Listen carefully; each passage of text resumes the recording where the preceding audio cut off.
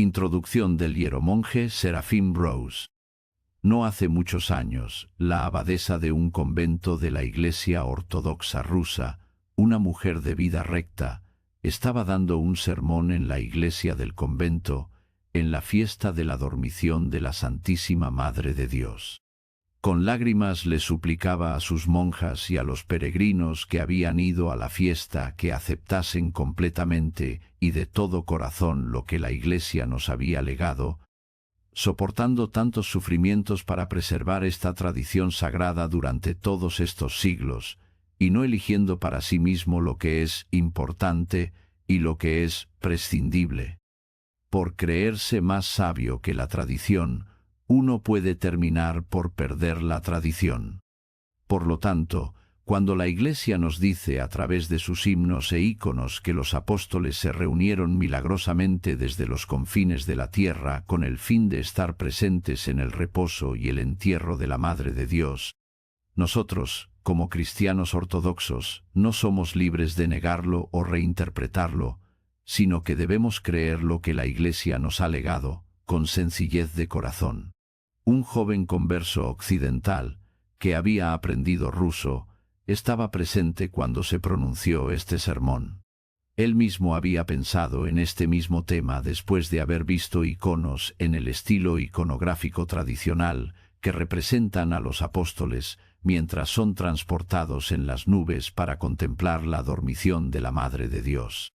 Y se hizo a sí mismo la pregunta: ¿debemos entender realmente esto, literalmente, como un acontecimiento milagroso? ¿O es sólo una manera poética de expresar la llegada de todos los apóstoles para este evento? ¿O tal vez incluso una representación imaginativa o ideal de un evento que nunca ocurrió en realidad?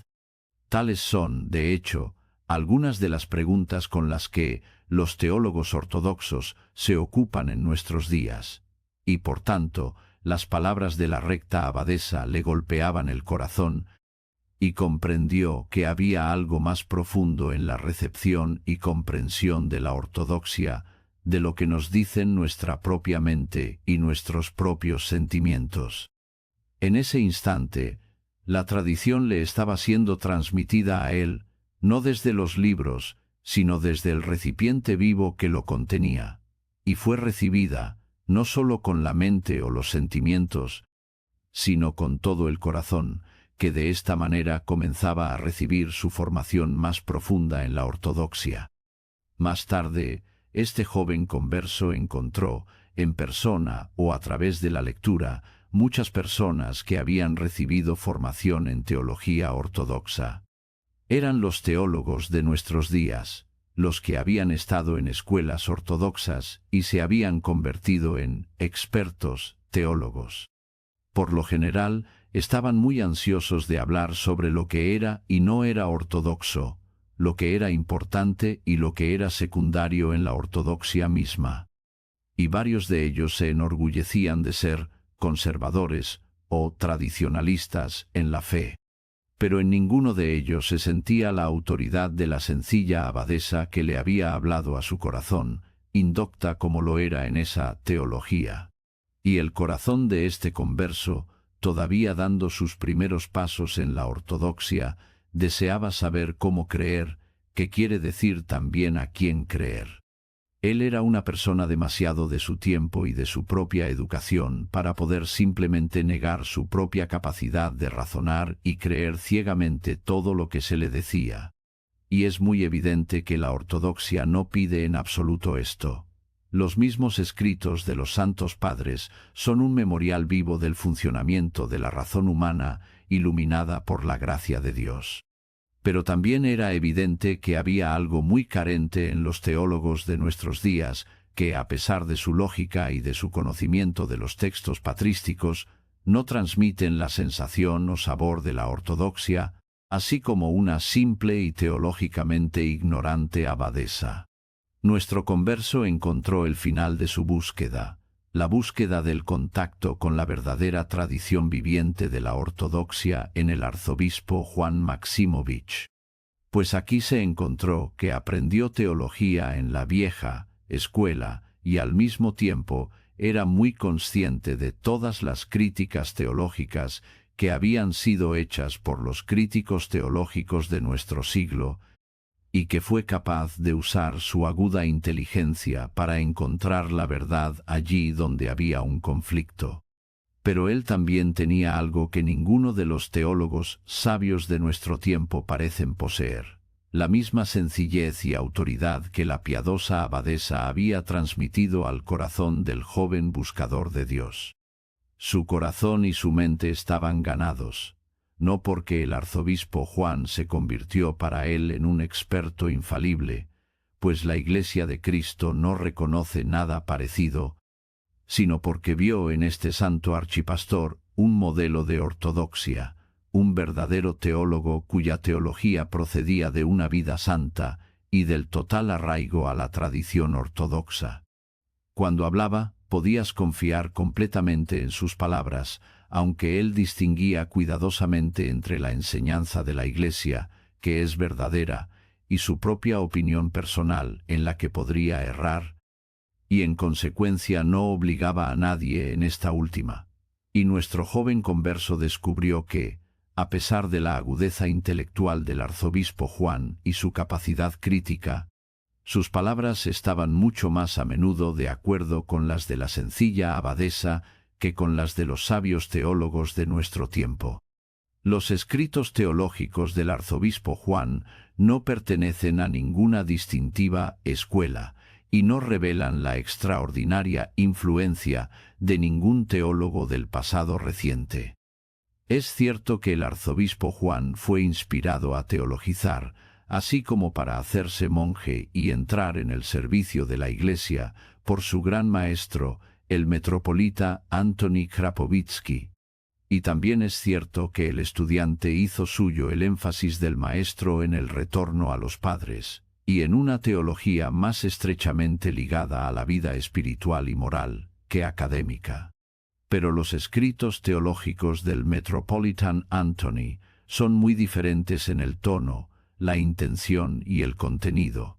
Estaba muy involucrado con el mundo teológico académico y con la intelectualidad de su tiempo, y muchos de sus escritos se dedicaban a argumentos y disculpas que serían comprensibles a estos elementos de la sociedad que él conoció. Los escritos del arzobispo Juan, por su parte, son bastante carentes de este aspecto apologético y disputable.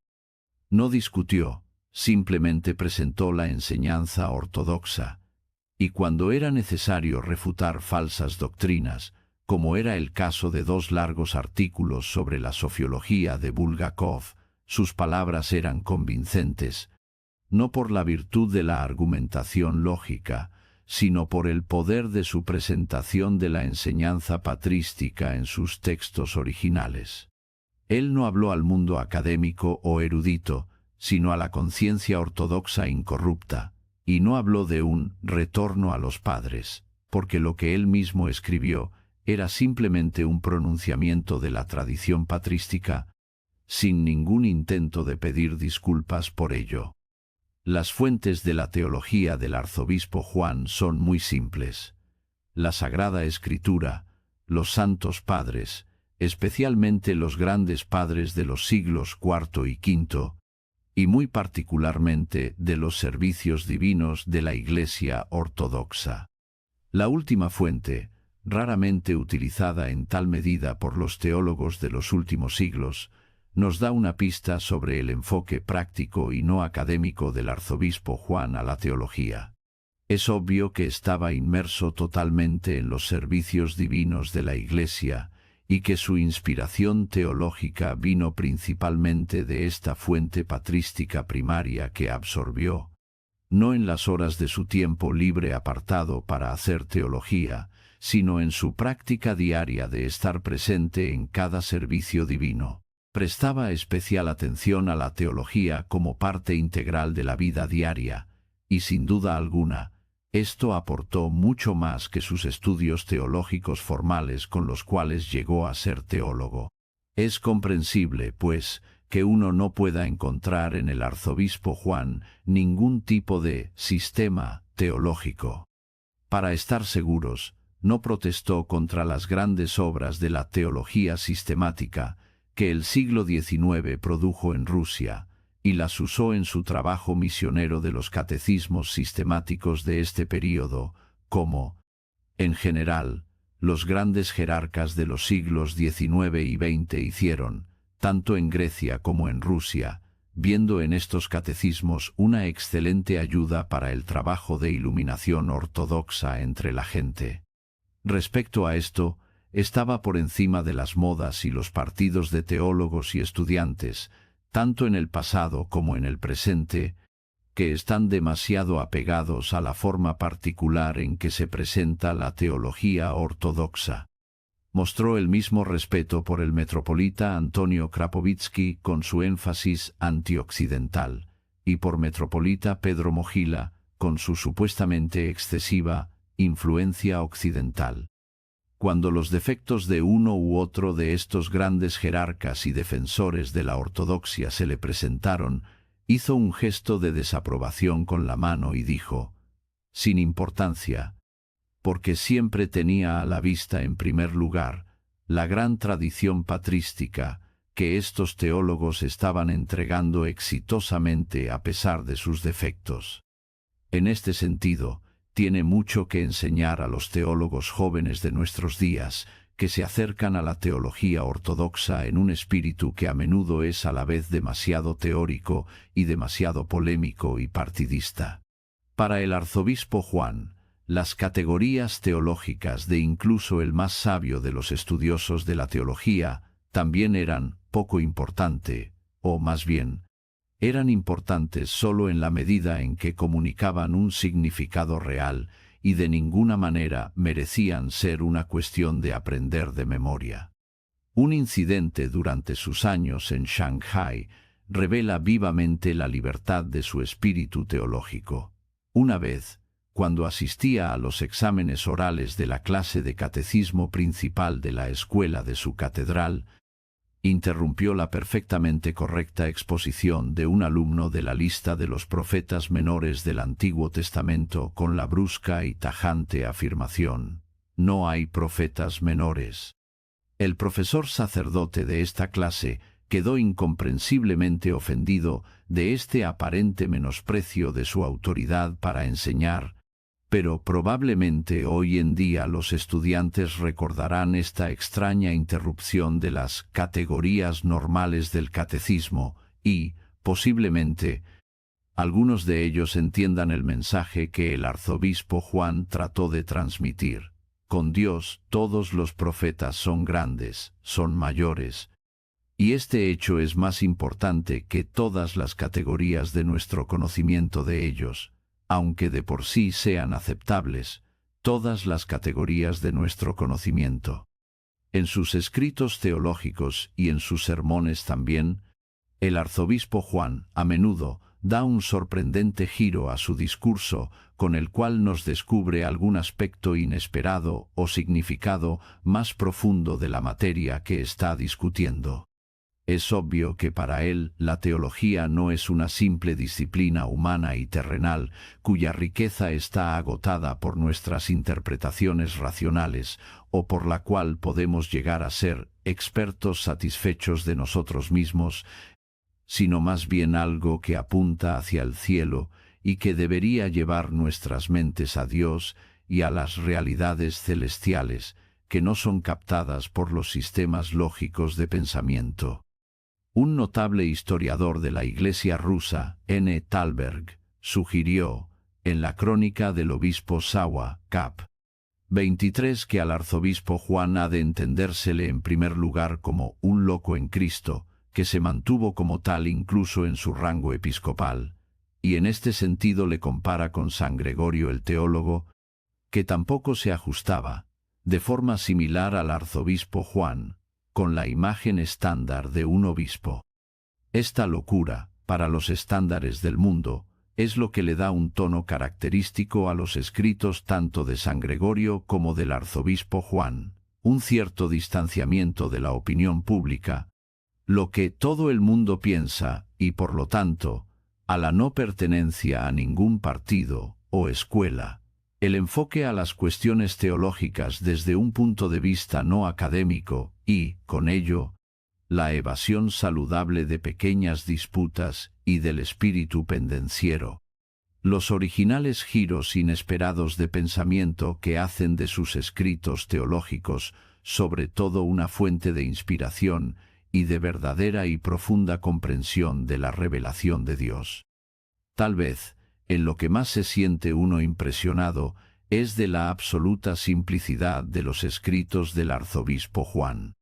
Es obvio que él acepta la tradición ortodoxa de forma directa y enteramente, sin pensamientos dobles en cuanto a cómo uno puede creer en la tradición y seguir siendo un sofisticado hombre moderno. Era consciente de la moderna crítica, y si se le preguntaba, podía dar razones de peso para no aceptar la crítica en la mayoría de los puntos. Estudió a fondo la cuestión de la influencia occidental en la ortodoxia en los últimos siglos y tenía una vista equilibrada de la misma, distinguiendo cuidadosamente entre lo que debe ser rechazado como ajeno a la ortodoxia, lo que se debe evitar, pero sin hacer un problema mayor de ello, y lo que puede ser aceptado como algo que conduce a la verdadera vida ortodoxa y a la piedad, punto que es especialmente revelador de la falta de opiniones preconcebidas del arzobispo Juan, y su comprobación mediante la profunda ortodoxia. Pero a pesar de todo su conocimiento y el ejercicio del juicio crítico, continuó creyendo en la tradición ortodoxa de forma simple, justo como nos fue legada por la Iglesia. La mayoría de los teólogos ortodoxos de nuestro tiempo, incluso si han escapado de los peores efectos de la mentalidad protestante reformista, todavía ven la tradición ortodoxa a través de los espectáculos del ambiente académico en el que están en casa, pero el arzobispo Juan estaba en casa, ante todo, en los servicios de la Iglesia en los que pasó muchas horas cada día, y por lo tanto el tinte del racionalismo no necesariamente en el mal sentido, de incluso el mejor de los teólogos académicos, era totalmente ausente en su pensamiento. En sus escritos no hay problemas. Por lo general, sus numerosas notas a pie de página son únicamente para informar correctamente sobre dónde encontrar la enseñanza de la Iglesia. Con respecto a esto, el arzobispo Juan es absolutamente uno con la mente de los padres, y aparece en medio de nosotros como uno de ellos, y no como un mero comentarista de la teología del pasado. Los escritos teológicos del arzobispo Juan, impresos en varias revistas de la Iglesia durante 4 décadas, aún no se han recogido en un solo libro. Aquellos que actualmente están disponibles en el St. Herman of Alaska Brotherhood llenarían un volumen de algo más de 200 páginas. Sus escritos más largos pertenecen en su mayoría a sus primeros años como hieromonje en Yugoslavia, donde ya destacó como sobresaliente entre los teólogos ortodoxos. Especialmente valiosos son sus 2 artículos sobre la sofiología de Bulgakov. Uno de ellos revela convincentemente, de una manera muy objetiva, la total incompetencia de Bulgakov como erudito patrístico, y el otro es incluso de mayor valor como una exposición clásica de la verdadera doctrina patrística sobre la divina sabiduría. Entre sus últimos escritos se debe mencionar su artículo sobre la iconografía ortodoxa, donde, por cierto, se muestra mucho más consciente que su maestro, el metropolita Antony, en la cuestión sobre la influencia occidental en el estilo iconográfico. La serie de sermones titulada 3 fiestas evangélicas, donde se descubre el sentido profundo de algunas de las menores fiestas de la Iglesia, y el artículo La Iglesia, cuerpo de Cristo. Sus artículos cortos y sermones son también profundamente teológicos. Uno de los sermones comienza con un himno a Dios de San Gregorio el teólogo y continúa, en el mismo elevado tono patrístico, como una acusación contra la impiedad de la inspiración contemporánea, otro sermón oral sobre el Viernes de Pasión, en 1936, nos traslada a Cristo yaciente en el sepulcro, en un tono digno del mismo Santo Padre. Comenzamos esta serie de traducciones con la clásica exposición del arzobispo Juan sobre la veneración ortodoxa de la Madre de Dios y los principales errores con los que la han atacado. Su capítulo más largo es una refutación clara y llamativa del dogma latino de la Inmaculada Concepción. La veneración de la Madre de Dios durante su vida terrena, desde tiempos apostólicos y hasta nuestros días, todos los que verdaderamente aman a Cristo veneran a aquella que le dio a luz, lo levantó y lo protegió en los días de su juventud. Si Dios el Padre la eligió, Dios el Espíritu Santo descendió sobre ella, y Dios el Hijo habitó en ella, sometido a ella en los días de su juventud, y se preocupó por ella cuando pendía en la cruz, ¿no debería todo el que confiesa la Santísima Trinidad venerarla? Ya en los días de la vida terrenal de la Virgen María, los amigos de Cristo, los apóstoles, manifestaron una gran preocupación y devoción por la Madre del Señor, especialmente el evangelista Juan el teólogo, que, cumpliendo la voluntad de su divino Hijo, la tomó para sí mismo y se hizo cargo de ella como una madre desde el momento en que el Señor pronunció para él desde la cruz las palabras: «He ahí tu madre». El evangelista Lucas pintó una serie de imágenes de ella, algunos junto con el niño preeterno, otros sin él. Cuando las sacó y se las mostró a la Santísima Virgen, ella las aprobó y dijo: «La gracia de mi Hijo estará con ellos», y repitió el himno que una vez cantó en la casa de Elizabeth: «Engrandece mi alma al Señor, y mi espíritu se regocija en Dios mi Salvador». Sin embargo, la Virgen María, durante su vida terrenal, evitó la gloria que le pertenecía como la Madre del Señor. Prefirió vivir en silencio y prepararse para la partida a la vida eterna. Para el último día de su vida terrenal, ella se encargó de probar que era digna del reino de su Hijo, y antes de morir, rezó para que su Hijo liberase su alma de los espíritus malignos que van al encuentro de las almas de los hombres de camino al cielo y se esfuerzan por apoderarse de ellas con el fin de llevarlas con ellos al Hades. El Señor cumplió la oración de su madre, y en la hora de su muerte Él mismo vino del cielo con una multitud de ángeles para recibir su alma.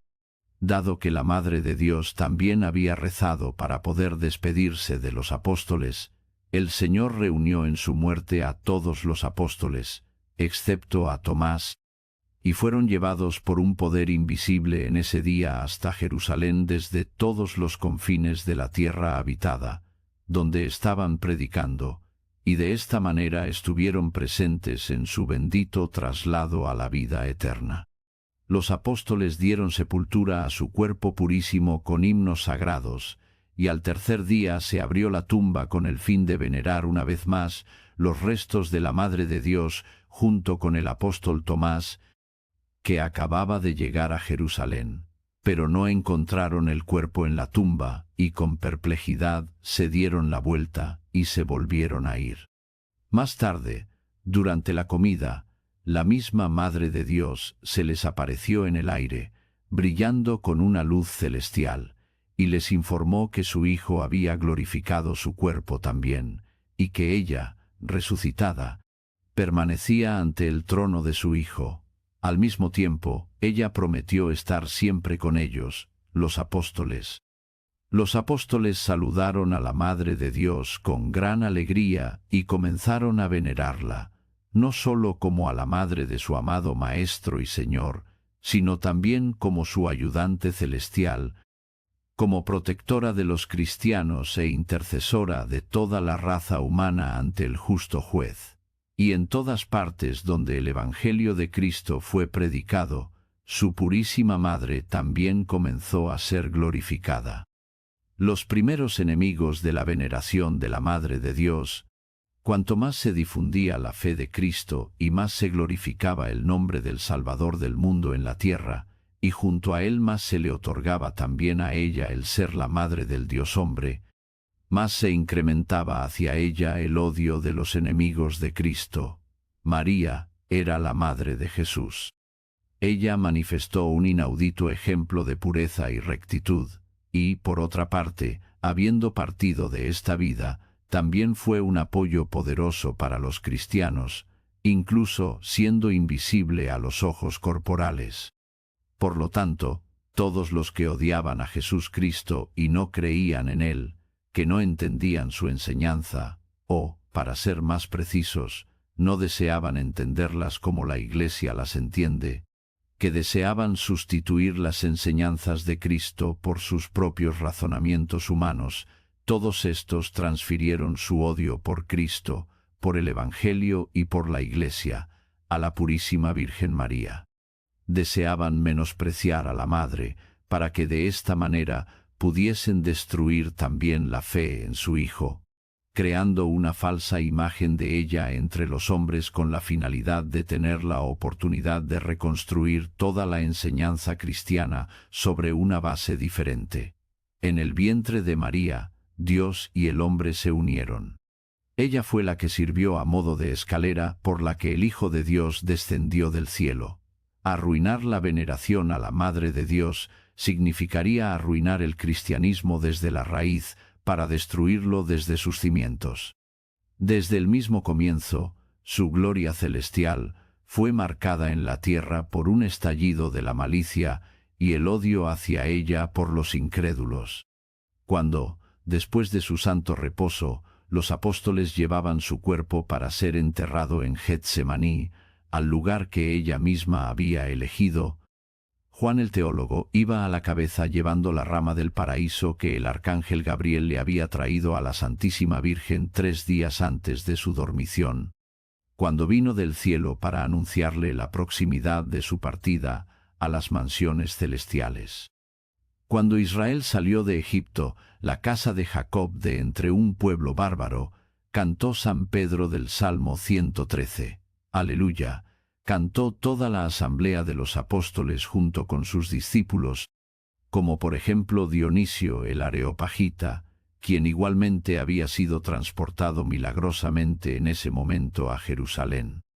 Y mientras se estaba cantando este himno sagrado, que fue llamado por los judíos el gran Aleluya, es decir, la gran alabanza al Señor, un sacerdote judío, Azonius, saltó hasta el féretro, y quiso volcarlo, y tirar al suelo el cuerpo de la Madre de Dios. El descaro de Azonius fue castigado de inmediato. El arcángel Miguel con una espada invisible cortó sus manos, que quedaron colgando en el féretro. El atónito Azonius, experimentando un dolor atormentador, consciente de su pecado, se sumió en la oración a Jesús, a quien había odiado hasta entonces, y fue sanado inmediatamente. No tardó en aceptar el cristianismo y confesarlo ante sus antiguos correligionarios, por medio de los cuales recibió una muerte como mártir. Por lo tanto, el intento de ofender el honor de la Madre de Dios sirvió para su mayor glorificación. Los enemigos de Cristo resolvieron no manifestar su falta de veneración por el cuerpo de la Toda Santa desde ese momento en adelante por medio de cruda violencia, pero, sin embargo, no cesó su maldad hacia ella.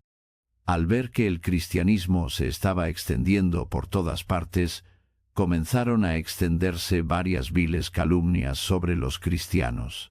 Para ello no perdonaron el nombre de la Madre de Cristo, y se inventaron la historia de que Jesús de Nazaret venía de un ambiente vulgar e inmoral, y que su madre se había asociado con cierto soldado romano. Pero aquí la mentira era demasiado evidente para que esta ficción pudiera atraer seria atención. Toda la familia del prometido José, y de María misma, era bien conocida por los habitantes de Nazaret y toda la campiña de los alrededores en su tiempo. ¿De dónde tiene éste la sabiduría esa y los milagros? ¿No es éste el hijo del carpintero? ¿No se llama su madre María y sus hermanos Santiago, José, Simón y Judas, y sus hermanas, no están todas entre nosotros? Mateo 13, versículos 50 y 4:55. Marcos 6, versículo 3, Lucas 4, versículo 22. Dijeron sus compatriotas en Nazaret, cuando Cristo reveló ante ellos, en la sinagoga, su sabiduría de otro mundo. En los pueblos pequeños, los asuntos de familia de todo el mundo son bien conocidos. Se mantenía una vigilancia muy estricta en aquel entonces, sobre todo la pureza de la vida matrimonial. Realmente se habría comportado la gente con respeto hacia Jesús y le habrían llamado a predicar en la sinagoga si él hubiera nacido de una cohabitación ilegítima. A María se le habría aplicado la ley de Moisés, la cual mandaba que tales personas fueran apedreadas hasta la muerte. Y los fariseos habrían aprovechado la oportunidad de reprochar numerosas veces a Cristo la conducta de su madre. Pero el caso fue justamente lo contrario.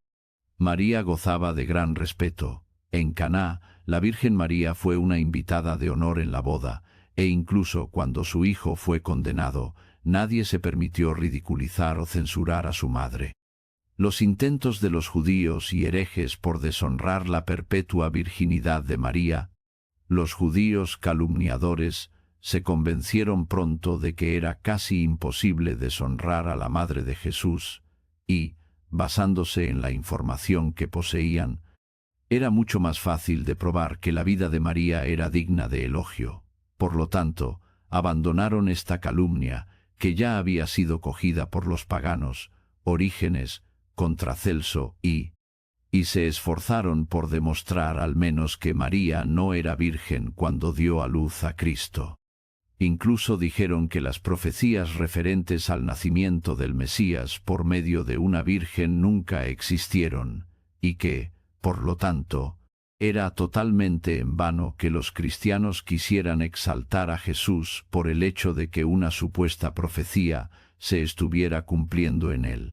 Se encontraron judíos traductores, Aquila, Símaco, Teodoción, que realizaron nuevas traducciones del Antiguo Testamento al griego, y en estas traducciones, la conocida profecía de Isaías, Isaías 7, versículo 14, la tradujeron de la siguiente forma: He aquí que la mujer joven concebirá. Afirmando que la palabra hebrea alma significaba mujer joven y no virgen, como se puso en la sagrada traducción de los 70 traductores, Septuaginta, donde este pasaje había sido traducido como «He aquí que la Virgen concebirá». Por esta nueva traducción querían demostrar que los cristianos, sobre la base de una traducción incorrecta de la palabra alma, pensaron atribuir a María algo completamente imposible, un nacimiento sin mediar un hombre, mientras que en realidad el nacimiento de Cristo no había sido en nada diferente al de otros nacimientos humanos. Sin embargo, la maléfica intención de los nuevos traductores se reveló con claridad porque, al comparar varios pasajes de la Biblia, se hizo evidente que la palabra alma significaba precisamente virgen.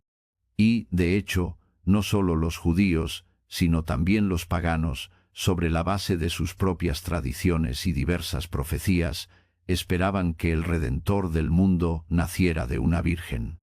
Los evangelios afirmaron claramente que el Señor Jesús había nacido de una virgen.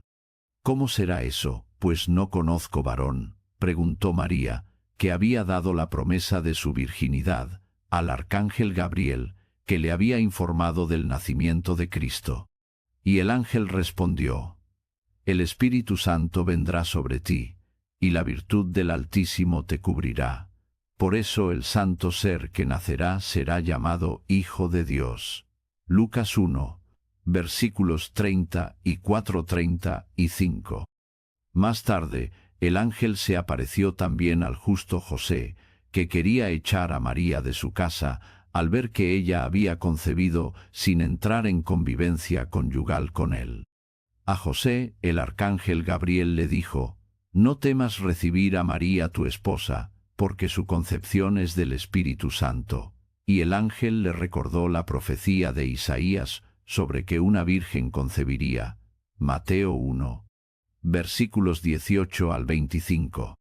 La vara de Aarón que germinó, la roca arrancada del monte sin manos, vista por Nabucodonosor en un sueño e interpretado por el profeta Daniel, la puerta cerrada vista por el profeta Ezequiel, y muchas otras cosas en el Antiguo Testamento que prefiguran el nacimiento de la Virgen. Al igual que Adán fue creado por el Logos de Dios desde la tierra virgen y sin labrar, así también el Logos de Dios creó carne para sí de un vientre virgen, cuando el Hijo de Dios se convirtió en el nuevo Adán, a fin de enmendar la caída en el pecado del primer Adán.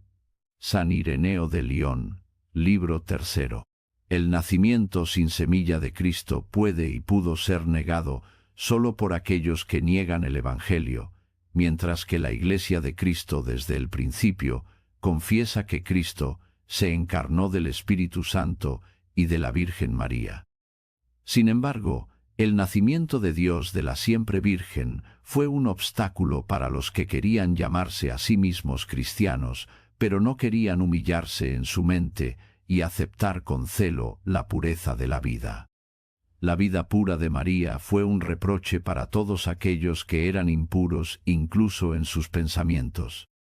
De manera que, con el fin de mostrarse a sí mismos como cristianos, no se atrevieron a negar que Cristo nació de una virgen, pero comenzaron a afirmar que María permaneció virgen solo hasta que dio a luz a su hijo primogénito y llamó su nombre Jesús. Mateo 1, versículo 25. Después del nacimiento de Jesús, dijo el falso maestro Elvidio en el siglo IV, al igual que otros muchos dijeron antes y después de él, María entró en la vida conyugal con José y tuvo de él, José, niños, que son llamados en los evangelios los hermanos y hermanas de Cristo. Pero la palabra hasta no significa que María permaneciera virgen solo hasta un momento determinado. La palabra hasta, así como otras palabras similares, a menudo significan eternidad. En la Sagrada Escritura se dice de Cristo, en sus días florecerá la justicia y abundancia de paz hasta que no haya luna. Salmo 71, versículo 7. Pero esto no quiere decir que, cuando no haya luna en el fin del mundo, cesará la justicia de Dios. Más bien, será precisamente entonces cuando la justicia de Dios triunfará. ¿Y qué quiere decir cuando dice, porque es necesario que Él reine hasta que ponga a todos los enemigos bajo sus pies? Primera carta a los Corintios 15, versículo 25. Es que el Señor reinará solo durante el tiempo hasta que sus enemigos estén bajo sus pies. Y David, en el 4º Salmo de la Ascensión, dice, como los ojos de los siervos están fijos en las manos de sus señores, como los ojos de la sierva en las manos de su señora, así nuestros ojos están fijos en el Señor nuestro Dios, hasta que se apiade de nosotros. Salmo 122, versículo 2. Por lo tanto, el profeta tendrá sus ojos puestos en el Señor, hasta que obtenga la misericordia, pero, después de haberla obtenido, va a dirigirla a la tierra. San Jerónimo, sobre la perpetua virginidad de Santa María. El Salvador en el Evangelio dice a los apóstoles, Mateo 28, versículo 20, y mirad que yo con vosotros estoy todos los días, hasta la consumación del siglo. ¿Acaso el Señor, después de que el mundo llegue a su fin, abandonará a sus discípulos, y luego, cuando han de juzgar a las 12 tribus de Israel sobre 12 tronos, estarán privados de la comunión prometida con el Señor? Bendito Jerónimo. Asimismo, es incorrecto pensar que los hermanos y hermanas de Cristo eran los hijos de su Santísima Madre. Los nombres de hermanos y hermanas tienen varios significados. Estas palabras quieren dar a entender que hay un cierto parentesco entre las personas o una cercanía espiritual. Se utilizan a veces en un sentido amplio y otras veces en un sentido más estricto. En cualquier caso, a la gente se le llama hermanos o hermanas si tienen un padre y una madre comunes, o si solo tienen en común un padre o una madre, o incluso si tienen diferentes padres y madres, si sus padres, habiendo enviudado, han entrado en un matrimonio, hermanastros, o si sus padres están ligados por un cercano grado de parentesco. En el Evangelio no se puede ver en ninguna parte que los que son llamados hermanos de Jesús fueran o se les pudiera considerar como hijos de su madre. Por el contrario, se sabía que Santiago y otros fueron los hijos de José, el desposado con María, que era un viudo con hijos de su primera esposa. San Epifanio de Chipre, Panarión, 78. De igual manera, la hermana de su madre, María, mujer de Cleofás, que estuvo con ella al pie de la cruz del Señor, Juan 19, versículo 25, también tuvo hijos que, a la vista de tal parentesco cercano, con pleno derecho podrían llamarse también hermanos del Señor. Que los llamados hermanos del Señor no eran los hijos de su madre es claramente evidente por el hecho de que el Señor confió a su madre antes de su muerte a su amado discípulo Juan. ¿Por qué habría de hacerlo si ella tuviera otros hijos aparte de él? Ellos mismos se habrían ocupado de ella. Los hijos de José, el supuesto padre de Jesús, no se consideraban obligados a hacerse cargo de alguien que consideran como su madrastra, o al menos no tenían para ella tanto amor como los hijos de sangre tienen por sus padres, y eso es lo que el Juan adoptado tenía por ella. Por lo tanto, un cuidadoso estudio de la Sagrada Escritura revela con toda claridad la insustancialidad de las objeciones contra la siempre virginidad de María, y pone en evidencia a los que enseñan de manera diferente. La herejía nestoriana y el Tercer Concilio Ecuménico. Cuando todos esos que se habían atrevido a hablar en contra de la santidad y la pureza de la Santísima Virgen María se silenciaron, entonces se dirigieron sus ataques en un intento de destruir su veneración como Madre de Dios.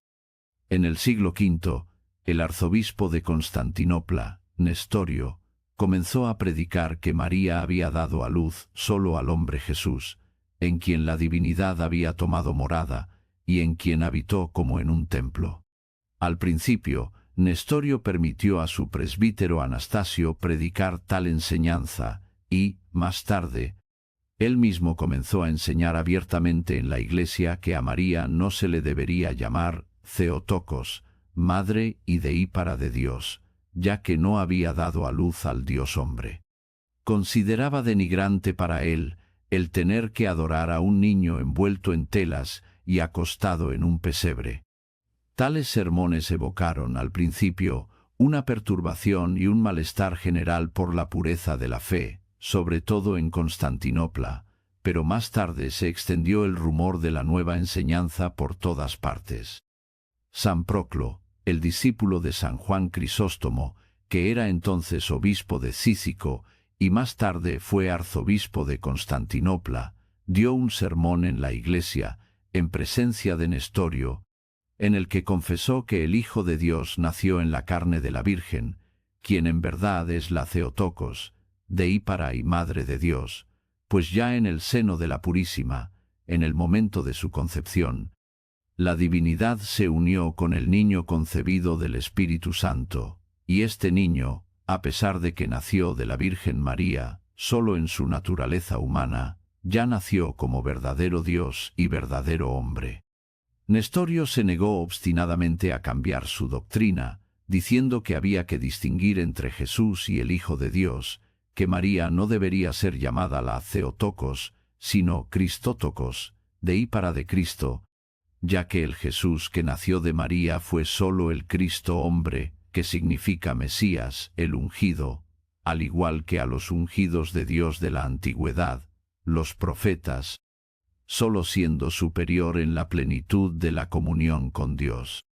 La enseñanza de Nestorio, por lo tanto, constituía una negación de toda la economía de Dios, porque si de María no nació más que un hombre, entonces no fue Dios quien sufrió por nosotros, sino un hombre.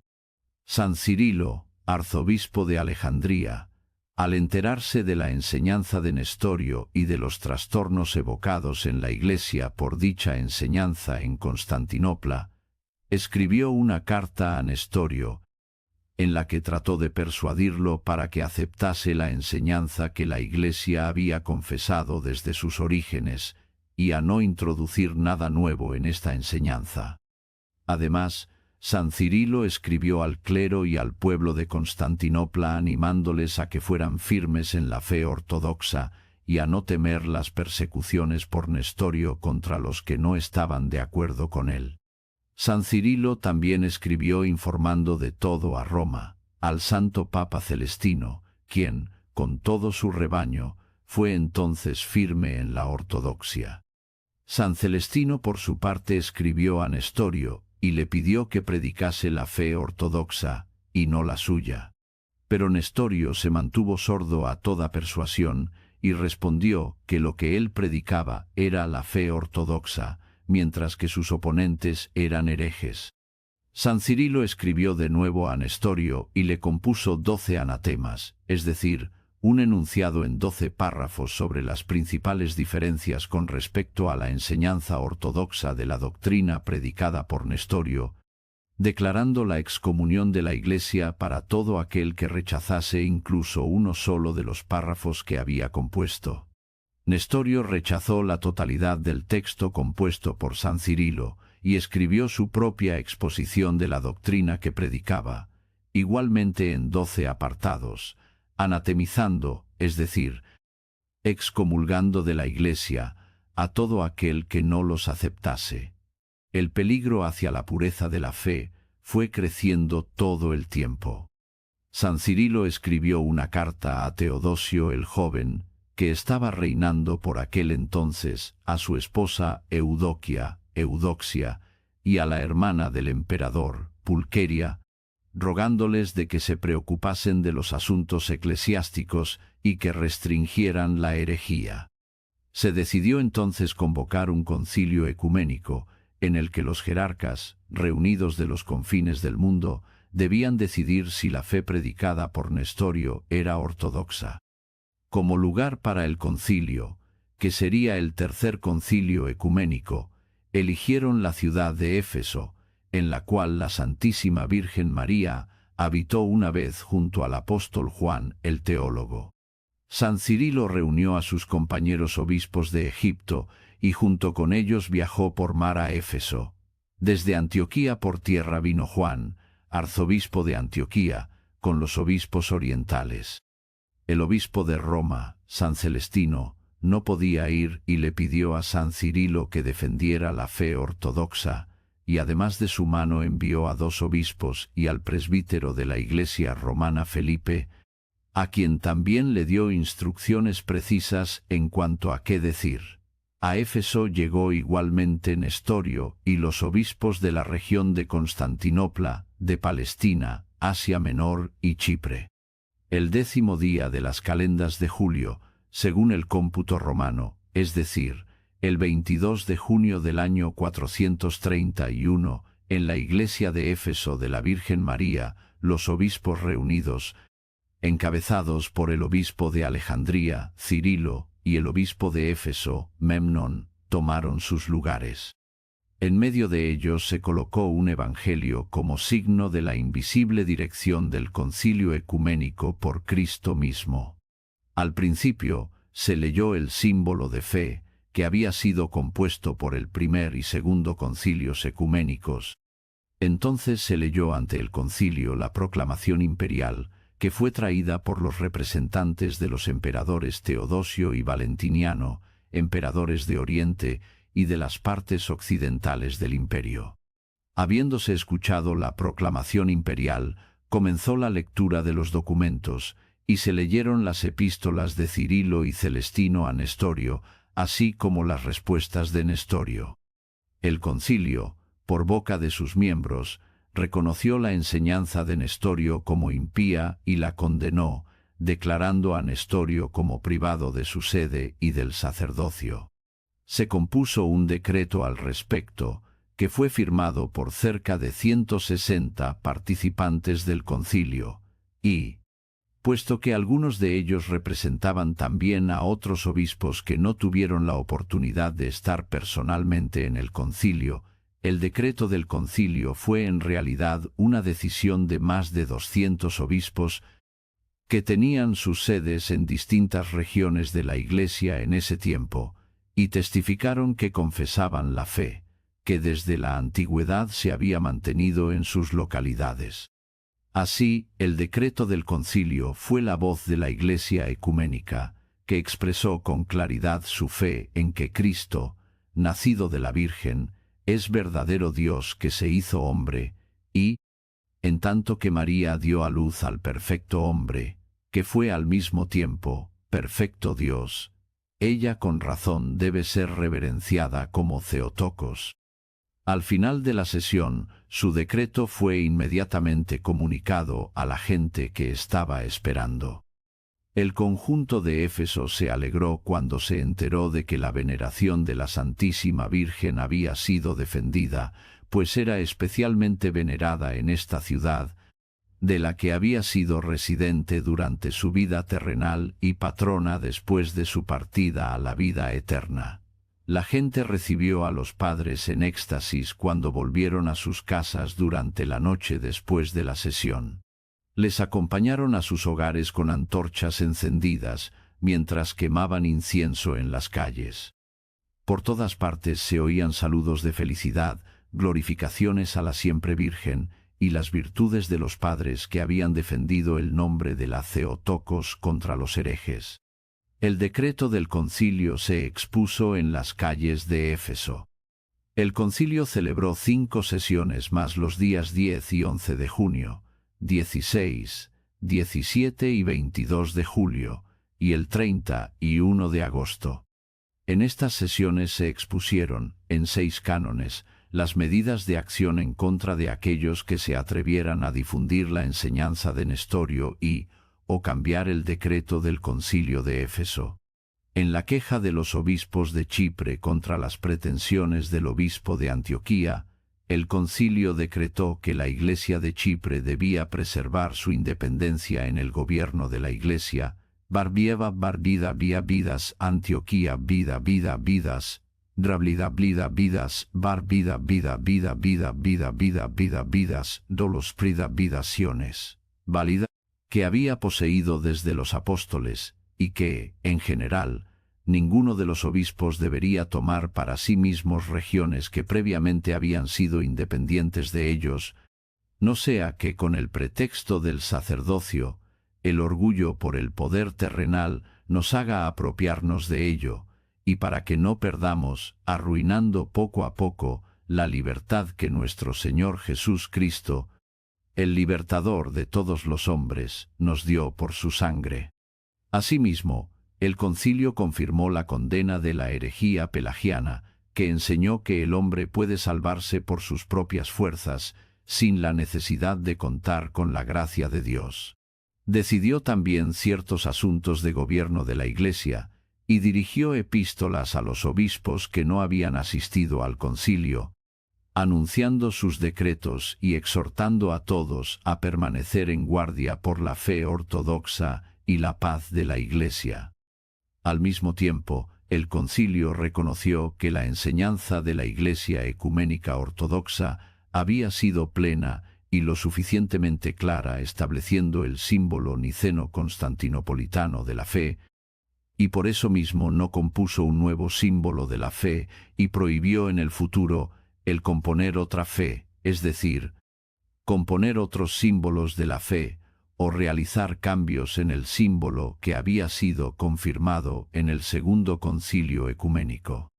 Este último decreto fue violado varios siglos más tarde por los cristianos de Occidente cuando, al principio en lugares aislados y luego a lo largo de toda la Iglesia romana, se añadió en el símbolo de fe que el Espíritu Santo procede y del Hijo, siendo, además, dicha adición aprobada por los papas de Roma desde el siglo XI, a pesar de que hasta ese momento sus predecesores, comenzando por San Celestino, se mantuvieron firmes en la decisión del concilio de Éfeso, que fue el tercer concilio ecuménico, y lo cumplieron. Así, la paz que había sido destruida por Nestorio se instaló una vez más en la Iglesia. La verdadera fe se defendió y las falsas enseñanzas se acusaron. El concilio de Éfeso se venera con razón como ecuménico, al mismo nivel que los concilios de Nicea y Constantinopla que le precedieron. En él estuvieron presentes representantes de toda la Iglesia. Sus decisiones fueron aceptadas por toda la Iglesia de un extremo a otro de la tierra. En él también se confesó la enseñanza que nos había sido legada desde tiempos apostólicos. El concilio no creó una nueva enseñanza, sino que testificó en alta voz la verdad que algunos habían tratado de sustituir por una invención. Se estableció una confesión más precisa sobre la divinidad de Cristo, que nació de la Virgen. La creencia de la Iglesia y su juicio sobre esta cuestión se expresó tan claramente que nadie podría desde ese momento en adelante atribuir a la Iglesia sus propios falsos razonamientos. En el futuro podrían surgir otras cuestiones que exigieran la decisión de toda la Iglesia, pero no la cuestión de si Jesucristo era Dios. Los concilios posteriores basaron sus decisiones en los decretos de los concilios que los habían precedido. No compusieron un nuevo símbolo de fe, sino que sólo dieron una explicación del mismo. En el tercer concilio ecuménico hubo una firme y clara confesión de la enseñanza de la Iglesia sobre la Madre de Dios. Anteriormente, los santos padres acusaron a los que habían calumniado la vida inmaculada de la Virgen María. Y ahora, en cuanto a los que trataban de disminuir su honor, fue proclamado a todos que el que no confiesa que el Emmanuel sea verdadero Dios y, por tanto, a la Santísima Virgen como la Theotokos, ya que dio a luz, según la carne, al Logos que procede de Dios el Padre y que se hizo carne, sea anatema, separado de la Iglesia. Primer anatema de San Cirilo de Alejandría. Intentos de iconoclastas por disminuir la gloria de la Reina de los Cielos son avergonzados. Después del tercer concilio ecuménico, los cristianos comenzaron aún con más fervor, tanto en Constantinopla como en otros lugares, a apresurarse en poner sus esperanzas en la mano intercesora de la Madre de Dios, y pudieron comprobar que no fue en vano. Ella manifestó su ayuda con innumerables personas enfermas, indefensas y en desgracia. Muchas veces apareció como defensora de Constantinopla frente a los enemigos externos.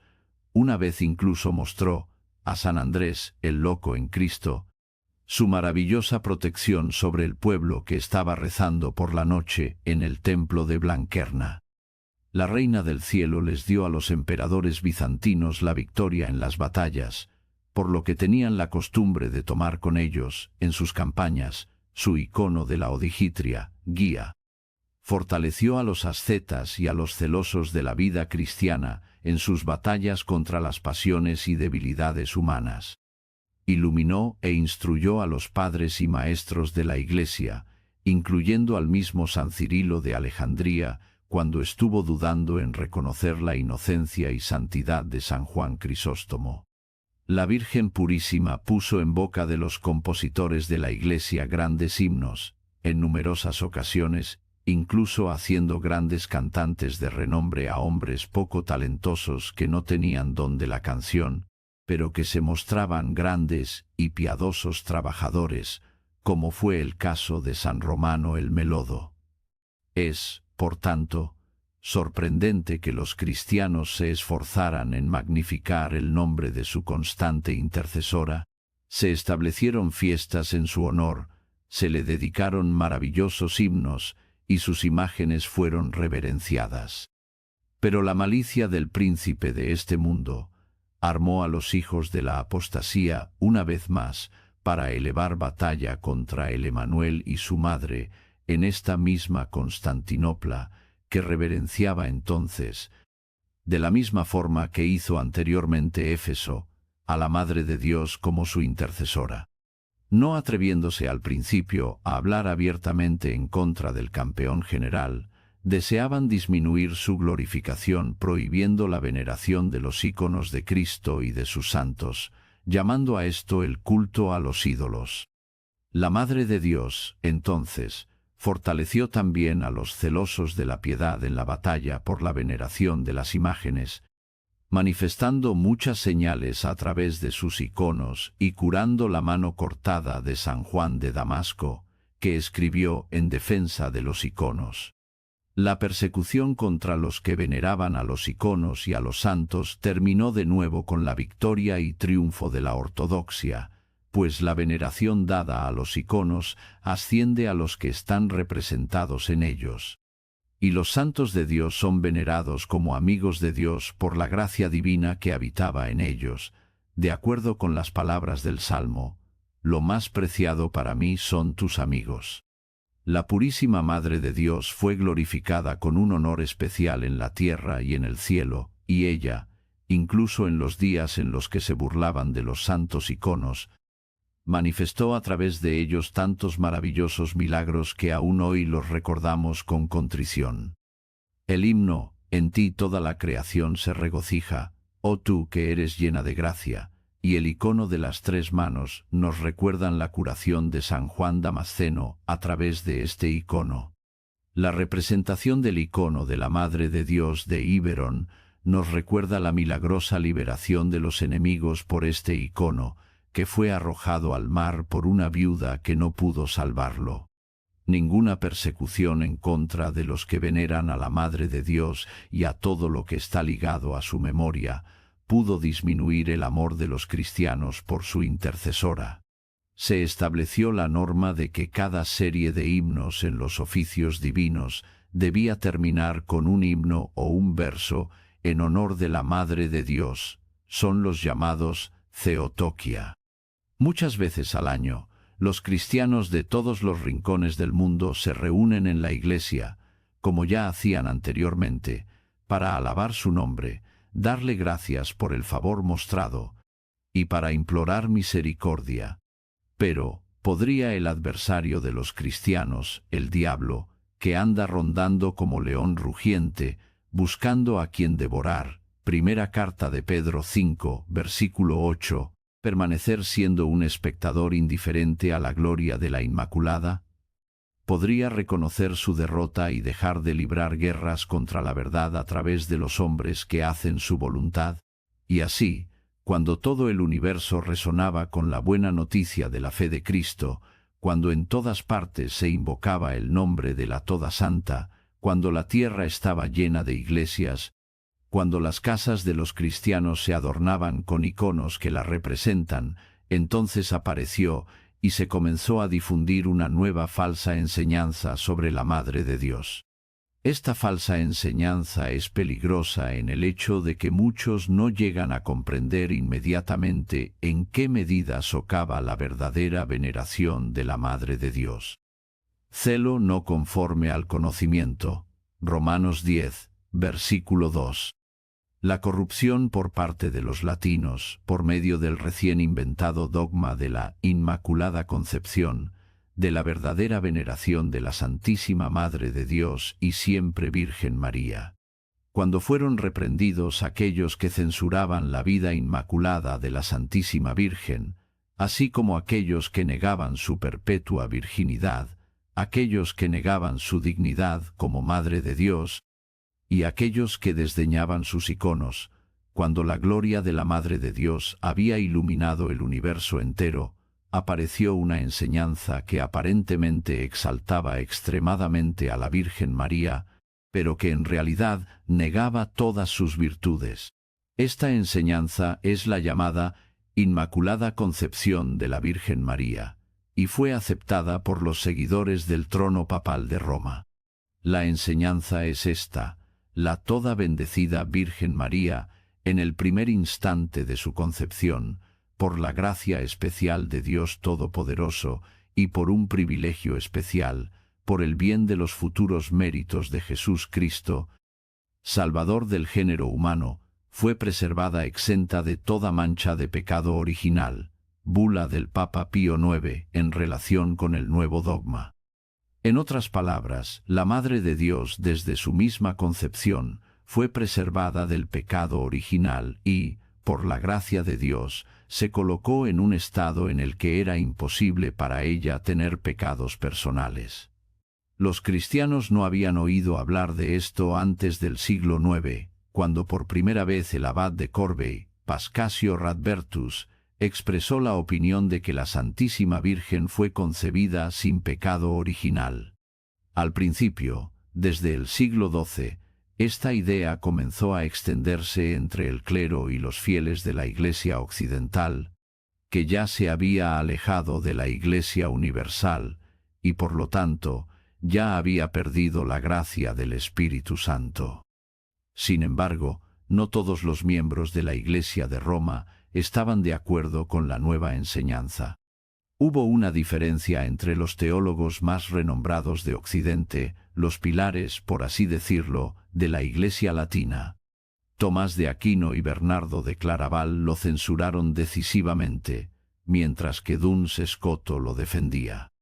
De los maestros, esta división llegó a sus discípulos, los monjes dominicos latinos, siguiendo a su maestro Tomás de Aquino, predicaron en contra de la doctrina de la Inmaculada Concepción, mientras que los seguidores de Duns Scoto, los franciscanos, se esforzaron por implantarlo en todas partes. La batalla entre estas dos corrientes continuó durante el transcurso de varios siglos. Tanto en uno como en otro lado, había entre sus filas aquellos que eran considerados entre los católicos como las más grandes autoridades. No fue de ayuda para decidir la cuestión el hecho de que varias personas declararan que habían tenido una revelación de lo alto concerniente al tema en disputa. La monja Bridget de Suecia, renombrada en el siglo XIV entre los católicos, habló en sus escritos acerca de las apariciones que tuvo de la Madre de Dios, la cual le había dicho que había sido concebida inmaculadamente, sin pecado original. Pero su contemporánea, la aún más famosa ascética Catalina de Siena, afirmó que en su concepción la Santísima Virgen participó en el pecado original y que concerniente a esto, ella había recibido una revelación de Cristo mismo. Véase el libro de A. Lebedev Arcipreste, Diferencias en la enseñanza de la Santísima Madre de Dios en las iglesias de Oriente y Occidente. Así pues, no hubo sobre el fundamento de los escritos teológicos, ni sobre el fundamento de manifestaciones milagrosas que se contradecían entre sí, algo que pudiera hacer distinguir al rebaño latino, por un largo tiempo, donde estaba la verdad. Los papas romanos hasta Sixto IV, final del siglo XV, se mantuvieron al margen de estas disputas, y sólo este papa en 1475 aprobó un servicio en el cual se expresó con claridad la doctrina de la Inmaculada Concepción. Y varios años más tarde prohibió una condena a los que creían en la Inmaculada Concepción. Sin embargo, incluso Sixto IV todavía no se había decidido a afirmar que esa fuera la enseñanza inquebrantable de la Iglesia, y por esa razón, habiendo prohibido la condena de los que creen en la Inmaculada Concepción, tampoco condenó a los que creían lo contrario. Mientras tanto, la enseñanza de la Inmaculada Concepción obtenía cada vez más partidarios entre los miembros de la Iglesia romana. La razón de esto fue el hecho de que parecía más piadoso y agradable a la Madre de Dios el hecho de darle tanta gloria como fuera posible. La lucha de la gente por glorificar a nuestra intercesora celestial, por un lado, y la desviación de los teólogos occidentales en especulaciones abstractas que llevaron solo a una verdad aparente, escolástica, por otro lado, y finalmente, el patrocinio de los papas de Roma, después de Sixto IV, todo esto llevó a que la opinión sobre la Inmaculada Concepción que fue expresada por Pascasio Radbertus en el siglo IX, fuera ya la creencia general de la Iglesia latina en el siglo XIX. Solo quedaba proclamarlo definitivamente como enseñanza de la Iglesia, lo cual fue hecho por el Papa romano Pío IX, durante un servicio solemne el 8 de diciembre de 1854, cuando declaró que la Inmaculada Concepción de la Santísima Virgen era un dogma de la Iglesia romana. Así, la Iglesia romana añadió otra desviación más a la enseñanza que se había confesado mientras era miembro de la Iglesia católica y apostólica, cuya fe ha sido mantenida hasta ahora inalterada y sin cambio por la Iglesia ortodoxa. La proclamación del nuevo dogma satisfizo las grandes masas de personas que pertenecían a la Iglesia de Roma, que con sencillez de corazón pensaron que la proclamación de la nueva enseñanza en la Iglesia serviría para mayor gloria de la Madre de Dios, a quien por este nuevo dogma estaban haciendo un regalo, por así decirlo. También satisfizo la vanagloria de los teólogos occidentales que defendieron y trabajaron en ello. Pero sobre todo la proclamación del nuevo dogma fue rentable para el mismo trono romano, ya que, después de haber proclamado el nuevo dogma por su propia autoridad, a pesar de que siguió el dictado de las opiniones de los obispos de la Iglesia romana, el Papa romano por este mismo hecho, se apropió abiertamente para sí mismo el derecho de cambiar la enseñanza de la Iglesia romana, y situó su propia voz por encima del testimonio de la Sagrada Escritura y de la tradición. Una consecuencia directa de esto fue el hecho de que, a partir de entonces, los papas romanos fueran infalibles en materia de fe, que de hecho este mismo Papa Pío IX proclamó igualmente como dogma de la Iglesia de Roma en 1870. Así fue la enseñanza de la cambiada Iglesia de Occidente, después de haber abandonado la comunión con la verdadera Iglesia. Se introdujeron en la misma nuevas y recientes enseñanzas, pensando que con esto glorificaría aún más la verdad, pero en realidad distorsionándola. Mientras que la Iglesia ortodoxa confiesa humildemente lo que ha recibido de Cristo y de los apóstoles, la Iglesia romana se atreve a añadir a la misma, a veces desde un celo no conforme al conocimiento, cf. Romanos 10, versículo 2, y a veces desviándose en las palabrerías profanas y en las objeciones de la pseudociencia, primera carta a Timoteo 6, versículo 20. No podía ser de otra forma. Que las puertas del infierno no prevalecerán contra la Iglesia, Mateo 16, versículo 18, fue una promesa que se hizo únicamente a la verdadera Iglesia universal. Pero a los que se han alejado de ella se cumplen las palabras. Como el sarmiento no puede por sí mismo llevar fruto, si no permanece en la vid, así tampoco vosotros, si no permanecéis en mí. Juan 15, versículo 4. Es cierto que en la definición del nuevo dogma se dice que no se está estableciendo una nueva enseñanza, sino que solo se proclama como parte de la Iglesia lo que siempre existió en ella y que fue sostenido por muchos santos padres, extractos de cuyos escritos se citan. Sin embargo, todas las referencias citadas solo hablan de la santidad excelsa de la Virgen María y de su carácter inmaculado, y se le dan diferentes nombres que definen su pureza y su poder espiritual.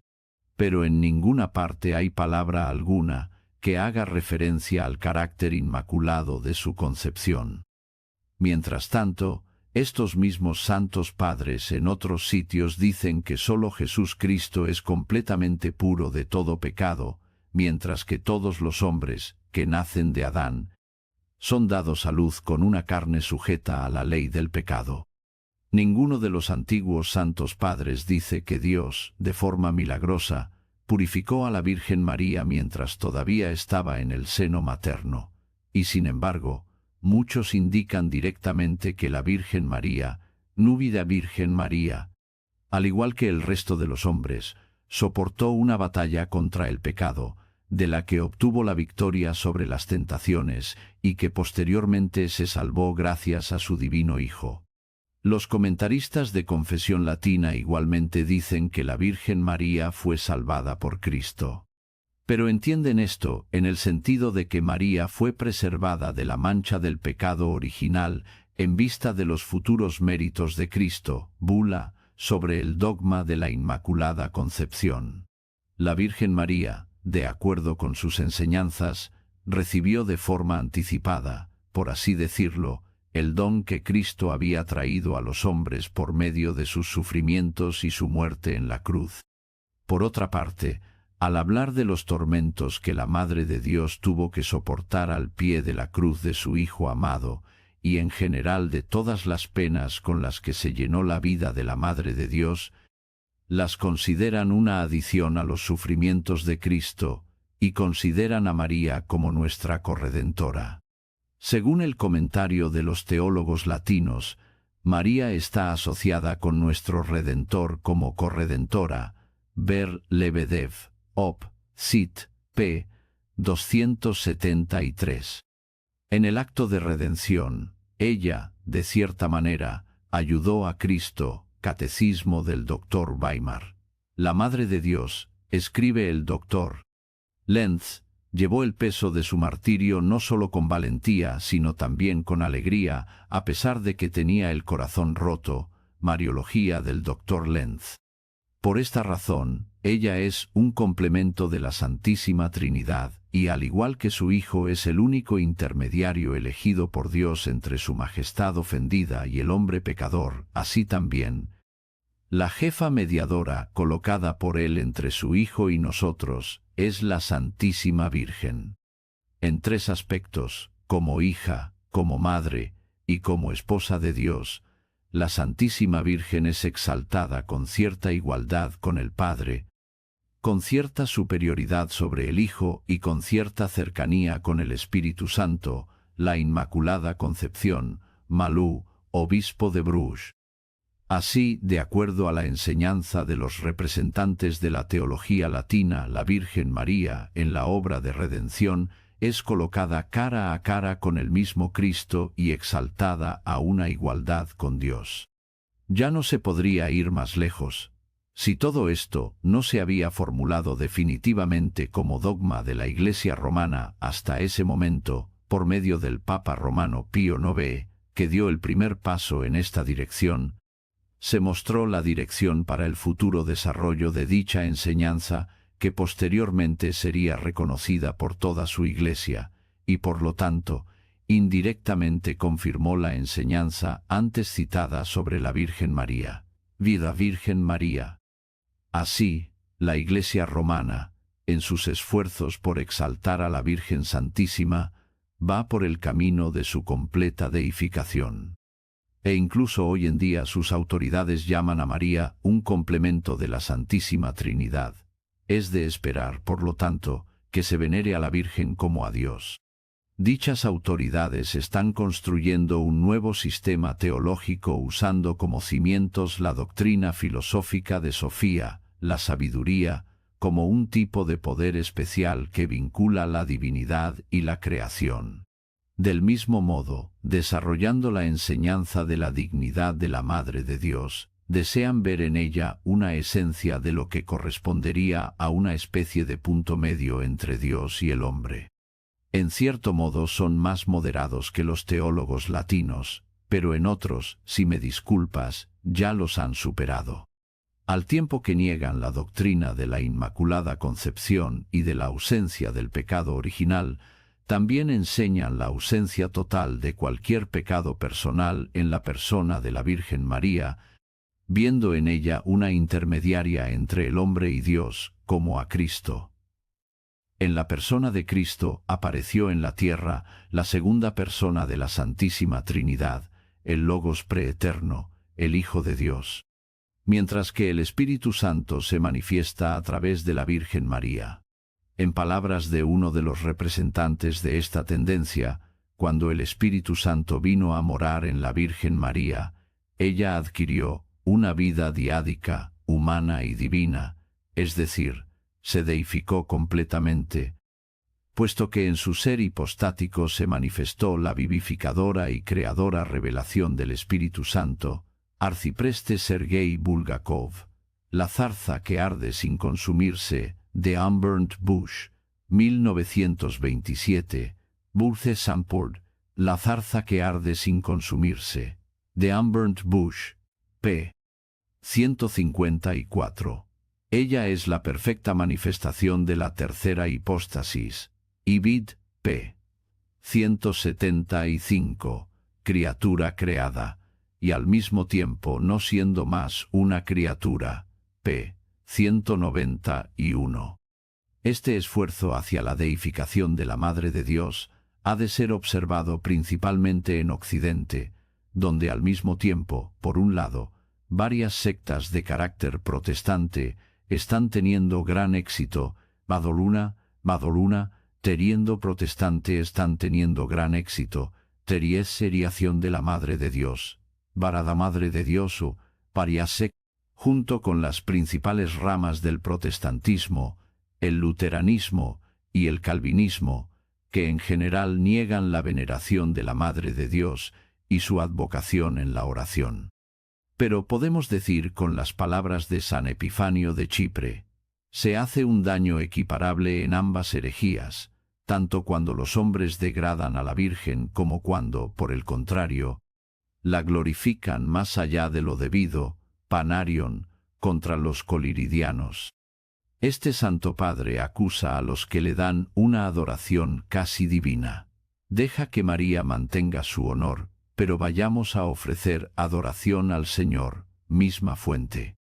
A pesar de que María es un instrumento escogido, fue una mujer por naturaleza, no distinguiéndose en nada de las demás. Aunque la historia de María y la tradición relatan que se le anunció a su padre Joachim en el desierto, tu mujer ha concebido, esto no se hizo sin unión marital, ni sin semilla de hombre, misma fuente. No hay que venerar a los santos por encima de lo debido, sino que se debería reverenciar a su soberano. María no es Dios, y no ha recibido el cuerpo del cielo, sino de la unión del hombre y la mujer, y conforme a la promesa, como Isaac, de que ella fue dispuesta a participar en la divina economía. Pero, por otro lado, no dejes que nadie se atreva a ofender irreflexivamente a la Santísima Virgen, San Epifanio, contra los antidicomarionitas. La Iglesia ortodoxa, aunque exaltando grandemente a la Madre de Dios en sus himnos de alabanza, no se atreve a atribuirle lo que no ha sido nunca expuesto sobre ella ni en la Sagrada Escritura ni en la tradición. La verdad es ajena a toda exageración, así como a toda subestimación. Le da a todo su justa medida así como su lugar apropiado. Obispo Ignacio Brianchaninov. Al glorificar el carácter inmaculado de la Virgen María y la valiente manera en la que soportó sus penas durante su vida terrenal, los padres de la Iglesia, por su parte, rechazaron la idea de que fuese intermediaria entre Dios y el hombre en el sentido de la redención conjunta con ellos de la raza humana. Hablando de la preparación de la Santísima Virgen María para morir junto a su Hijo y sufrir con él por el bien de la salvación de todos, el famoso padre de la Iglesia de Occidente, San Ambrosio, obispo de Milán, añade: pero los sufrimientos de Cristo no necesitaban ningún tipo de ayuda, como el Señor mismo profetizó acerca de esto mucho antes. Miré, mas no había quien me auxiliase, busqué, pero nadie vino a sostenerme. Mi brazo les salvó, y mi cólera sobrevino. Isaías 63, versículo 5. San Ambrosio, en cuanto a la crianza de la Virgen y sobre la siempre virginidad de María Santísima, cap. 7. Este mismo Santo Padre enseña acerca de la universalidad del pecado original, del cual solo Cristo es una excepción. De todos los nacidos de mujer, no hay uno solo que sea perfectamente santo, aparte de nuestro Señor Jesucristo, quien de un modo nuevo y especial de alumbramiento inmaculado, no experimentó corrupción terrenal. San Ambrosio, comentario sobre Lucas, cap. 2. Solo Dios está sin pecado.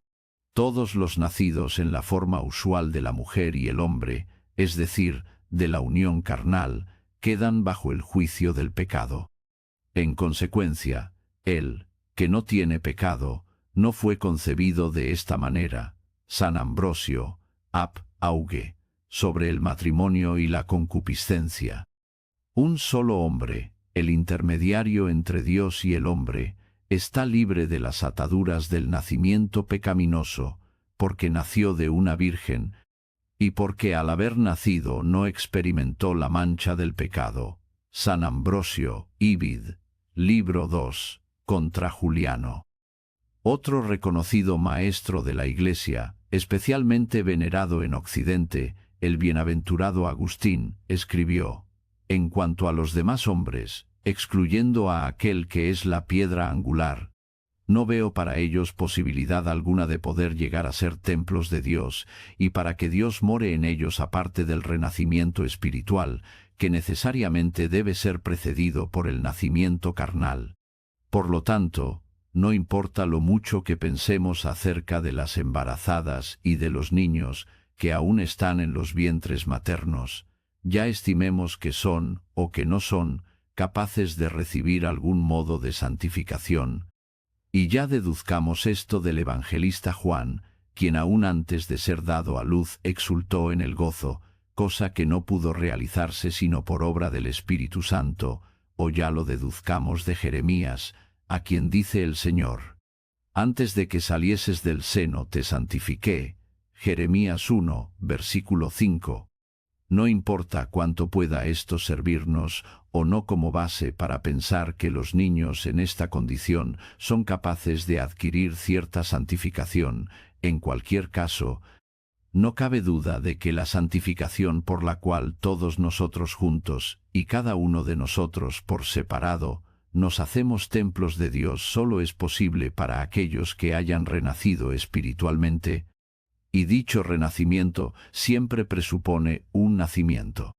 Solo aquellos que ya hayan nacido pueden unirse con Cristo y permanecer en unión con este cuerpo divino que hace a su Iglesia el templo viviente de la majestad de Dios. Bendito Agustín. Carta 187.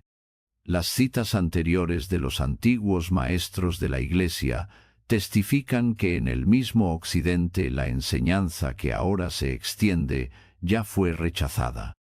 Incluso después de la apostasía de la Iglesia occidental, Bernardo, que en Occidente fue reconocido como una gran autoridad, escribió: «Estoy asustado viendo cómo algunos de vosotros deseáis cambiar el estado de asuntos importantes, introduciendo un nuevo festival desconocido para la Iglesia, en desacuerdo con la razón, injustificado por la antigua tradición.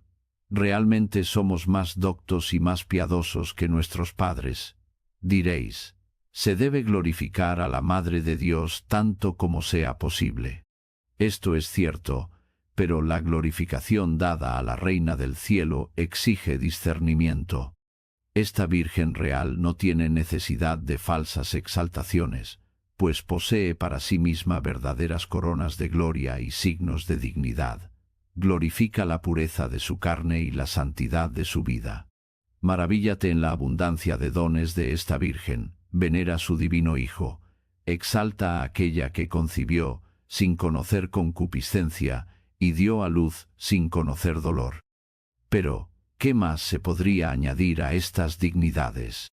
La gente dice que se debería venerar la concepción que precedió al glorioso alumbramiento, pues si no hubiera precedido la concepción, el nacimiento tampoco habría sido glorioso. Pero, ¿qué diríamos si alguien por la misma razón exigiera el mismo tipo de veneración para el Padre y la Madre de la Santísima Virgen María?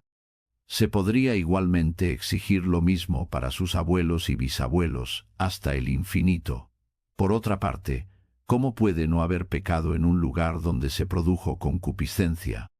Tanto más, no vayamos a decir que la Santísima Virgen fue concebida del Espíritu Santo y no del hombre. Yo digo decididamente que el Espíritu Santo descendió sobre ella, pero no que el Espíritu Santo vino con ella. Yo digo que la Virgen María no podía ser santificada antes de su concepción, por cuanto ella no existía. Sí, aún más, No podía ser santificada en el momento de su concepción a causa del pecado que es inseparable a la concepción. Entonces solo queda por creer que fue santificada después de ser concebida en el vientre de su madre. Esta santificación, si aniquilase el pecado, solo santificaría su nacimiento, pero no su concepción.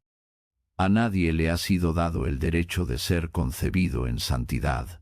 Solo el Señor Jesucristo fue concebido por el Espíritu Santo, y solo Él es santo desde su misma concepción.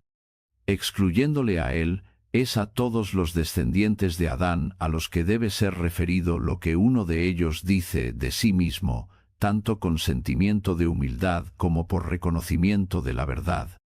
He aquí que fui concebido en iniquidad. Salmo 50, versículo 7. ¿Cuánto puede uno pretender que esta concepción sea santa, cuando no intervino el Espíritu Santo, sin mencionar que vino de concupiscencia? La Santísima Virgen, por supuesto, rechaza esa gloria que, evidentemente, glorifica el pecado. Ella no puede en modo alguno justificar una innovación inventada pese a la enseñanza de la Iglesia, una innovación que es la madre de la imprudencia, la hermana de la incredulidad y la hija de frivolidad. Bernardo, Epístola 174, citado, así como referencias del bendito Agustín de Lebedev. Las palabras citadas anteriormente revelan claramente tanto la novedad como lo absurdo del nuevo dogma de la Iglesia romana. La enseñanza de la impecabilidad completa de la Madre de Dios, 1, no se corresponde con la Sagrada Escritura, donde se menciona en repetidas ocasiones la impecabilidad del único mediador entre Dios y los hombres, el hombre Cristo Jesús. Primera carta a Timoteo 2, versículo 5. Y en él no hay pecado. Primera carta de Juan 3, versículo 5. Él, que no hizo pecado, y en cuya boca no se halló engaño. Primera carta de Pedro 2, versículo 22. Uno que, a semejanza nuestra, ha sido tentado en todo, aunque sin pecado. Hebreos 4, versículo 15. Por nosotros hizo él pecado a aquel que no conoció pecado. Segunda carta a los Corintios 5, versículo 21. Pero con respecto al resto de los hombres se dice: ¿quién puede sacar cosa limpia de lo inmundo? Nadie lo puede. Job 14, versículo 4. Dios da la evidencia del amor con que nos ama, por cuanto, siendo aún pecadores, Cristo murió por nosotros. Mucho más, pues, siendo ahora justificados por su sangre, seremos por él salvados de la ira. Pues, si como enemigos fuimos reconciliados con Dios por la muerte de su Hijo, mucho más después de reconciliados, seremos salvados por su vida. Romanos 5, versículos 8-10. 2. Esta enseñanza también contradice la sagrada tradición que está contenida en numerosos escritos patrísticos en los que se menciona la santidad excelsa de la Virgen María desde su mismo nacimiento, así como su purificación por medio del Espíritu Santo durante su concepción de Cristo, pero no en su propia concepción por Santa Ana. No hay nadie que no tenga mancha delante de ti, aunque su vida no sea más que un día. Solo en ti está la salvación, Jesús Cristo Dios nuestro, tú que apareciste en la tierra sin pecado, y en quien ponemos toda nuestra confianza para obtener la misericordia y el perdón de los pecados. San Basilio el Grande, tercera oración de vísperas de Pentecostés. Pero cuando Cristo vino a través de una pura, virginal, no desposada, temerosa de Dios, madre sin mancha, sin matrimonio y sin padre, y en la medida en que convenía que él naciera, purificó la naturaleza femenina, rechazó la amargura de Eva y derrocó las leyes de la carne. San Gregorio el teólogo, elogio de la virginidad. Sin embargo, incluso entonces, como ya comentaron los santos Basilio el Grande y Juan Crisóstomo, ella no fue colocada en un estado en el que era incapaz de pecar, no selda, decir olvido, los el decir olvido, no se los tomó santos Basilio, los ir olvidos cados en cada, no se ir olvido, driando pido, no se ir olvido, sino que continuó teniendo cuidado de su salvación y venció todas las tentaciones. San Juan Crisóstomo, Comentario sobre Juan, Homilía 85, San Basilio el Grande, Epístola 160. Baremathros eneis, deliathri di desioneis fio. Deses filio el Grande, delithri de safre. 3. La enseñanza de que la Madre de Dios fue purificada antes de su nacimiento, y así pudo nacer de ella el puro Cristo, no tiene sentido porque, si el puro Cristo pudiera nacer solo si la Virgen naciera pura, sin mancha, también sería necesario que sus padres fueran puros del pecado original, y ellos, a su vez, tendrían que haber nacido de padres purificados, y continuaría así, hasta llegar a la conclusión de que Cristo no podría haberse encarnado a menos que todos sus antepasados en la carne, hasta Adán inclusive, hubieran sido purificados previamente del pecado original. Pero entonces no habría habido ninguna necesidad de la encarnación de Cristo, ya que Cristo descendió a la tierra con el fin de aniquilar el pecado. 4. La enseñanza de que la Madre de Dios fue preservada del pecado original, asimismo como la enseñanza de que fue preservada por la gracia de Dios de los pecados personales, hace a Dios despiadado e injusto, porque, si Dios pudiera preservar a la Virgen María del pecado y purificarla antes de su nacimiento, entonces, ¿por qué, pues, no purifica a otros hombres antes de su nacimiento, sino que les deja en el pecado? De ello se desprende que Dios salva a los hombres al margen de su voluntad, predeterminando a algunos, antes de su nacimiento, a la salvación. 5. Esta enseñanza, que aparentemente tiene el objetivo de exaltar a la Madre de Dios, en realidad niega por completo todas sus virtudes. Después de todo, si María, aún en el vientre de su madre, cuando ni siquiera podía desear nada, ya fuera bueno o malo, fue preservada por la gracia de Dios de toda impureza, y después por esa misma gracia fue preservada del pecado, incluso después de su nacimiento, entonces, ¿en qué consiste su mérito? Si ella pudo haber sido colocada en el estado de ser incapaz de pecar, y por lo tanto no pecó, entonces, ¿para qué la glorificó Dios? Si ella, sin ningún tipo de esfuerzo, y sin haber tenido ningún tipo de impulsos por el pecado, se mantuvo pura, entonces, ¿por qué fue coronada más que cualquier otra persona? No hay victoria si no hay adversario. La rectitud y la santidad de la Virgen María se manifestó en el hecho de que, siendo humana con pasiones como nosotros, de tal manera amó a Dios y de tal manera se entregó a Él, que por su pureza fue exaltada muy por encima del resto de la raza humana. Para ello, después de haber sido previamente conocida y elegida, fue digna de ser purificada por el Espíritu Santo que vino sobre ella, y de concebir a aquel que es el Salvador del mundo. La enseñanza de la impecabilidad dada por la gracia a la Virgen María niega su victoria sobre las tentaciones de una vencedora que es digna de ser coronada con coronas de gloria.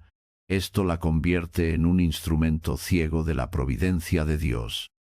Esto no es una forma de exaltarla y de darle mayor gloria, sino un menosprecio a su persona, por medio de este regalo, que le fue dado por el Papa Pío IX, y por el resto de personas que pensaron que podían glorificar a la Madre de Dios buscando nuevas verdades. La Santísima Virgen María ya fue grandemente glorificada por Dios mismo, tanto ha sido exaltada su vida en la tierra y su gloria en el cielo, que ninguna invención humana podría añadir nada a su honor y gloria. Todo lo que la gente inventa por su propia cuenta solo oscurece su rostro de sus ojos. Hermanos, mirad, pues, no haya alguno que os cautive por medio de la filosofía y de vana falacia, fundadas en la tradición de los hombres sobre los elementos del mundo, y no sobre Cristo, escribió el apóstol Pablo por medio del Espíritu Santo, Colosenses 2, versículo 8. Tal vana falacia es la enseñanza de la Inmaculada Concepción por Santa Ana de la Virgen María, que a primera vista la exalta, pero que en realidad la menosprecia. Al igual que toda mentira, es una semilla del padre de las mentiras. Juan 8, versículo 44, el diablo, que con dicha enseñanza ha logrado blasfemar a la Virgen María. Junto con dicha enseñanza también deben ser rechazadas todas las otras enseñanzas que vienen de la misma o que se parecen a ella. El esfuerzo por exaltar a la Santísima Virgen a una igualdad con Cristo le atribuye torturas maternas en la cruz e igual importancia a los sufrimientos de Cristo. Así pues, el Redentor y la Corredentora sufrieron por igual, de acuerdo a las enseñanzas papistas, o incluso que la naturaleza humana de la Madre de Dios en el cielo junto al Dios hombre Jesús conjuntamente revela la imagen completa del hombre. Arcipreste Sergei Bulgakov. The Unburnt Bush, p. 141. Esto también es una vana falacia y una seducción de la filosofía. En Cristo Jesús no hay varón y mujer. Gálatas 3, versículo 28. Cristo ha redimido a toda la raza humana. Por lo tanto, en su resurrección igualmente hizo bailar de alegría a Adán y regocijó a Eva, contagio del domingo de los tonos primero y tercero, y por su ascensión el Señor levantó a la totalidad de la raza humana. Del mismo modo que la Madre de Dios es un complemento de la Santísima Trinidad o una cuarta hipóstasis, que el Hijo y la Madre son una revelación del Padre a través de la segunda y tercera hipóstasis, que la Virgen María es una criatura que ha dejado de ser una criatura. Todo esto es el fruto de la vana y falsa sabiduría que no está satisfecha con lo que la Iglesia ha sostenido desde tiempos apostólicos y que además se esfuerza en glorificar a la Santísima Virgen más de lo que Dios la ha glorificado. He aquí las palabras de San Epifanio de Chipre cumplirse. Algunos insensatos en su opinión sobre la siempre Virgen se han esforzado y se esfuerzan por ponerla en el lugar de Dios. San Epifanio, contra los antídico-marionites. Pero lo que se le ofrece a la Virgen de forma insensata, en lugar de alabarla, se torna blasfematorio, y la toda inmaculada rechaza la mentira por ser la madre de la verdad. Juan 14, versículo 6. Veneración ortodoxa de la Madre de Dios. La Iglesia ortodoxa enseña acerca de la Madre de Dios lo que la Sagrada Tradición y la Sagrada Escritura han informado sobre ella, glorificándola todos los días en sus templos, pidiendo su ayuda y defensa. Sabiendo que ella se satisface solo por los elogios que le corresponden a su gloria real, los santos padres y los himnógrafos le suplicaron a ella y a su hijo que les enseñasen cómo cantarle himnos a la Theotokos. Fortifica mi mente, oh Cristo mío, porque me atrevo a cantar las alabanzas de tu Madre Purísima. Hicos de la Dormición. La Iglesia enseña que Cristo realmente nació de María, la siempre Virgen. San Epifanio, verdadera palabra concerniente a la fe. Es esencial para nosotros confesar que la siempre Virgen María es en realidad la Theotokos, la deípara, la que dio a luz a Dios, a fin de no caer en la blasfemia. Aquellos que niegan que la Santísima Virgen es en realidad la Theotokos ya no son creyentes, sino discípulos de fariseos y de saduceos. San Efrén el Sirio, a Juan el monje. De la tradición se sabe que María era la hija de los ancianos Joaquín y Ana, y que Joaquín descendía de la línea real de David y Ana de la línea sacerdotal. A pesar de un origen tan noble, eran pobres. Sin embargo, no era esto lo que entristecía a estos justos, sino más bien el hecho de que no habían tenido hijos y, por lo tanto, no podían esperar que sus descendientes vieran al Mesías. Y he aquí que una vez, cuando, tras haber sido despreciados por los hebreos a causa de su esterilidad, se encontraban ambos, con dolor en el alma, ofreciendo oraciones a Dios, Joaquín en una montaña a la que se había retirado tras haber sido despreciado por el sacerdote que no quiso ofrecer su sacrificio en el templo, y Ana en su propio jardín llorando a causa de su esterilidad, se les apareció un ángel que les informó que iban a dar a luz a una hija. Rebosantes de alegría, prometieron consagrar su hija a Dios. En 9 meses les nació una hija, a quien llamaron María, y que desde su más tierna infancia manifestó las mejores cualidades del alma. Cuando tenía 3 años, sus padres, cumpliendo con su promesa, llevaron solemnemente a la pequeña María al templo de Jerusalén. Ella misma subió los altos escalones y, por revelación de Dios, fue conducida al Santo de los Santos por el sumo sacerdote que la recibió, trayendo la gracia de Dios que descansaba sobre ella, al templo que hasta entonces había estado sin la gracia. Vea el contagion de la entrada en el templo purísimo del Salvador, la virgen y preciosísima cámara nupcial, el tesoro sagrado de la gloria de Dios. Hoy se presenta en la casa del Señor, trayendo consigo la gracia del Espíritu Divino, que la alaben los ángeles de Dios, porque ella es el tabernáculo celestial.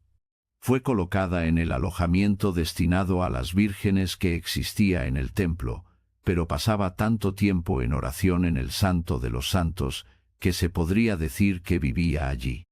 Oficio de la entrada de la Theotokos de Dios en el templo, segunda estíquera desde el Salmo del Lucernario, Señor, a ti te clamo. Y el Gloria, ahora y siempre, siendo adornada con todas las virtudes, manifestó un ejemplo de extraordinaria pureza de vida. Al ser sumisa y obediente en todo, no ofendió a nadie, no dijo ninguna palabra dura a nadie, fue amable con todos, y no se permitió ningún pensamiento impuro. Tomado de San Ambrosio de Milán, en cuanto a la virginidad perpetua de la Virgen María. A pesar de la recta e inmaculada vida que llevó la Madre de Dios, el pecado y la muerte eterna manifestaron su presencia en ella. No podían hacer otra cosa más que manifestarse. Tal es la precisa y fiel enseñanza de la Iglesia ortodoxa en relación con la Madre de Dios y su relación con el pecado original y con la muerte. Obispo Ignacio Brianchaninov, exposición de la enseñanza de la Iglesia ortodoxa sobre la Madre de Dios. Una extraña a cualquier caída en el pecado. San Ambrosio de Milán. Comentario al Salmo 118. Ella no fue una extraña a las tentaciones pecaminosas. Solo Dios es sin pecado. San Ambrosio, misma fuente. Mientras que el hombre siempre tiene en sí mismo algo que aún necesita corrección y perfección, con el fin de cumplir el mandamiento de Dios, sed santos. Porque yo, Señor vuestro Dios, soy santo. Levítico 19, versículo 2. Cuanto más puro y perfecto es uno, más se da cuenta de sus imperfecciones y se considera tanto más indigno.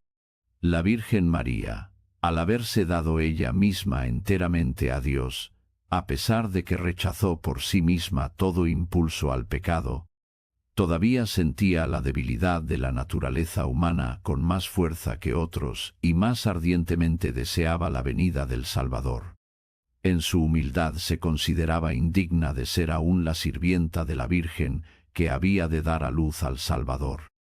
Así que nada pudo distraerla de la oración y de la cautela en sí misma. María dio a Dios la promesa de no contraer matrimonio, a fin de agradar solo a Dios durante toda su vida. Al ser desposada con el anciano José cuando su edad ya no le permitía permanecer en el templo, se instaló en su casa de Nazaret.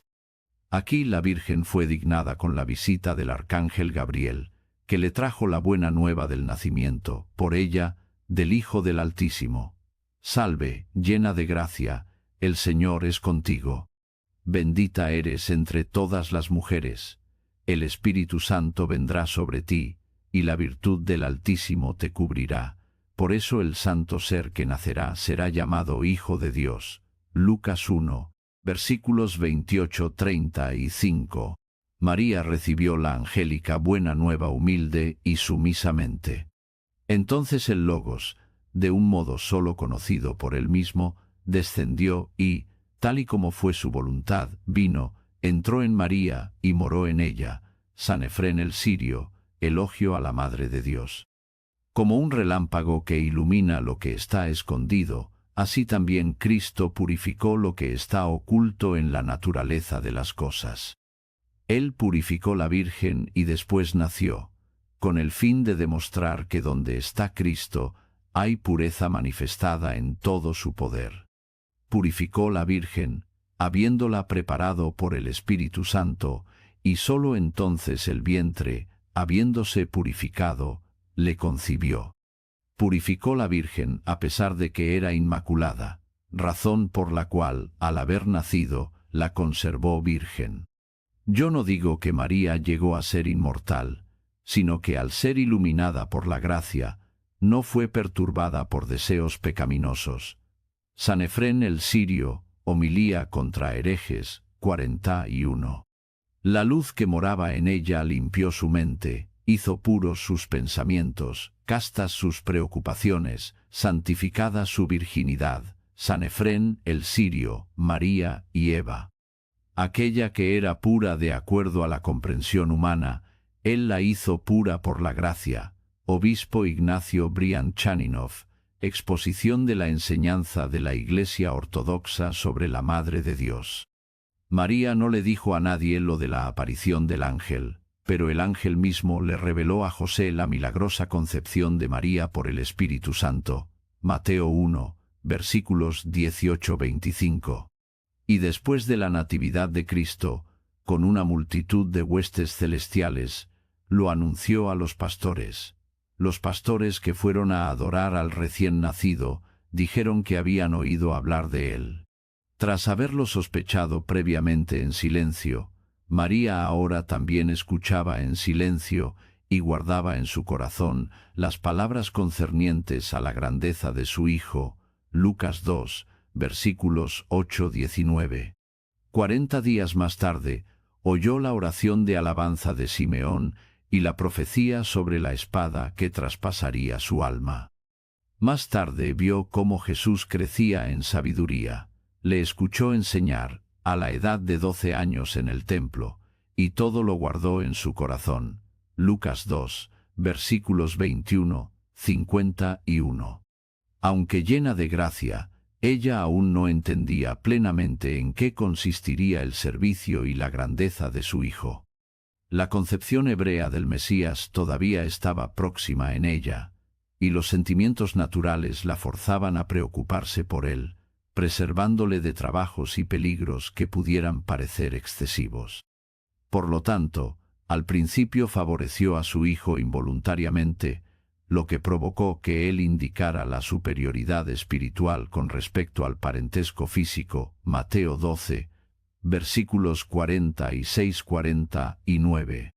Cuidaba él del honor de su madre, pero mucho más de la salud espiritual y de los beneficios que a muchos tenía que hacer, pues por ellos se había encarnado. San Juan Crisóstomo. Comentario sobre el Evangelio de Juan, homilía 21. María comprendió esto, escuchó la palabra de Dios y la retuvo. Lucas 11, versículos 27-28. Como ninguna otra persona, ella tenía los mismos sentimientos que Cristo. Filipenses 2, versículo 5, sin murmurar, llevando consigo el dolor de una madre cuando vio a su hijo perseguido y sufriendo. Regocijándose en el día de la resurrección y en el día de Pentecostés, cuando fue revestida con el poder de lo alto. Lucas 24, versículo 49. El Espíritu Santo que descendió sobre ella le enseñó todas las cosas. Juan 14, versículo 26, y la instruyó en toda la verdad. Juan 16, versículo 13. Al ser iluminada, comenzó a trabajar aún más celosamente para llevar a cabo lo que había escuchado de su Hijo y Redentor, con el fin de ascender a Él y estar con Él. El final de la vida terrenal de la Santísima Madre de Dios fue el comienzo de su grandeza. Al ser adornada con la divina gloria, irmos del canon de la dormición, ella permanece y permanecerá, tanto en el día del juicio final como en la era futura, a la diestra del trono de su Hijo. Ella reina con Él y tiene audacia hacia Él como su madre según la carne, y como una en espíritu con Él, como aquella que llevó a cabo la voluntad de Dios y que instruyó a otros. Mateo 5, versículo 19. Misericordiosa y llena de amor, manifiesta su amor hacia su Hijo y Dios en el amor por la raza humana. Intercede por los hombres ante el Todo Misericordioso, y yendo a la tierra, ayuda a los hombres. Tras haber experimentado todas las dificultades de la vida terrenal, la intercesora de la raza cristiana ve cada lágrima, y escucha cada gemido y súplica dirigida a ella. Están especialmente cerca de ella aquellos que trabajan en la lucha contra las pasiones y que son celosos de una vida agradable a Dios. Pero incluso en las preocupaciones mundanas, ella es una ayudante insustituible. Alegría de los afligidos e intercesora por el ofendido, alimentadora del hambriento, consuelo de los viajeros, puerto del agitado por la tormenta, visitación de los enfermos, protectora e intercesora de los enfermos, bastón para los ancianos. Tú eres la Madre de Dios en las alturas, oh Purísima, estígera del servicio a la jodigitria. La esperanza, la intercesión y el refugio de los cristianos, la Madre de Dios incesante en las oraciones, contagion de la dormición. Salva al mundo por tu oración incesante, Theotokion del tercer tono. Ella día y noche ruega por nosotros, y los cetros de los reinos están confirmados por sus oraciones, diario nocturno. No hay intelecto o palabras que puedan expresar la grandeza de aquella que nació en la pecadora raza humana, pero que llegó a ser más honorable que los querubines e incomparablemente más gloriosa que los serafines. Contemplando la gracia de los misterios secretos de Dios hechos manifiestos y claramente cumplidos en la Virgen, me alegro. Y no logro entender la forma extraña y secreta por medio de la cual la Purísima ha sido revelada como única elegida por encima de toda la creación visible y espiritual. Por lo tanto, con dejo de alabarla, caigo atónito con asombro tanto de mente como de palabra, y aún así me atrevo a proclamar que ella es de hecho el tabernáculo celestial, icos de la entrada en el templo. Toda lengua queda perpleja de cómo alabarte según te es debido, e incluso un espíritu del mundo de arriba se desconcierta cuando trata de cantar tus alabanzas, oh Theotokos. Pero ya que eres bondadosa, acepta nuestra fe, pues conoces bien nuestro amor inspirado por Dios. Y como eres la protectora de los cristianos, te magnificamos.